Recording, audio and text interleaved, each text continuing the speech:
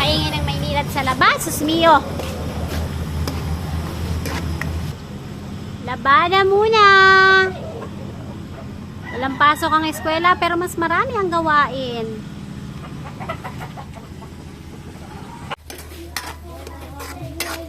Luto muna tayo ng tanghalian dahil tanghali na talaga.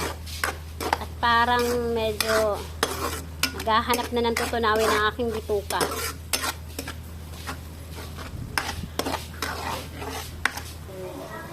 Paminta.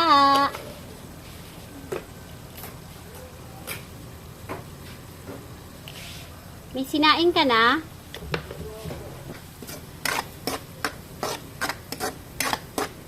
Ground beef pala to. Ito lang natira sa aking ref.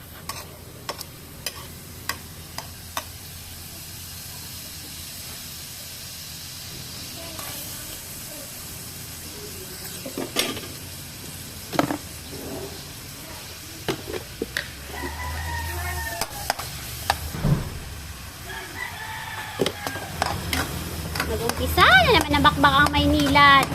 Aba, mag-break time naman kayo.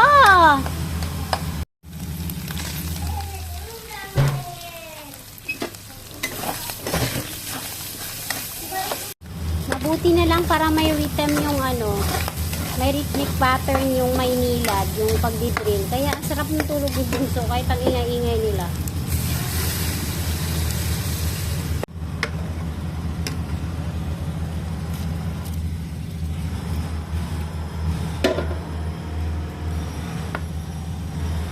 Parang may mali dito sa pagluluto ko ah. Gugutom na kasi ako.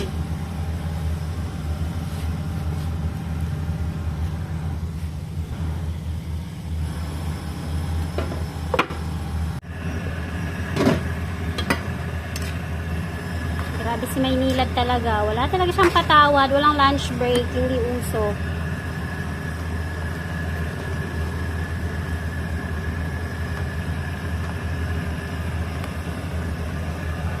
Mahal ng gulay ngayon, kahit malapit na mabulok, binibenta pa rin. Grabe.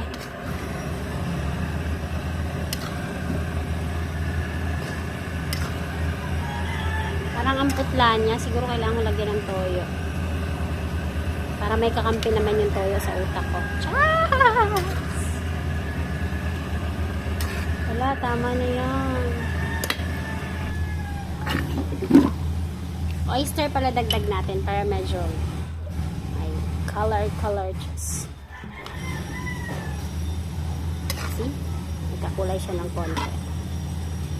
At ito, may nakita pala akong humba sa ref. May natira pa pala akong humba. Kaya ito iinitin ko. For lunch! O, diba? Mas masarap kasi itong humba pag matagal na eh. Init-init na lang. Diba? Kaway-kaway! Sa mga mahilig sa humba dyan. Yung mahilig ka, pero gusto mo pag nagluto ka isang buwan bago maubos. Konting-konti lang yan. 2 kilo lang yung naluto na yan. Pero grabe, tagal na.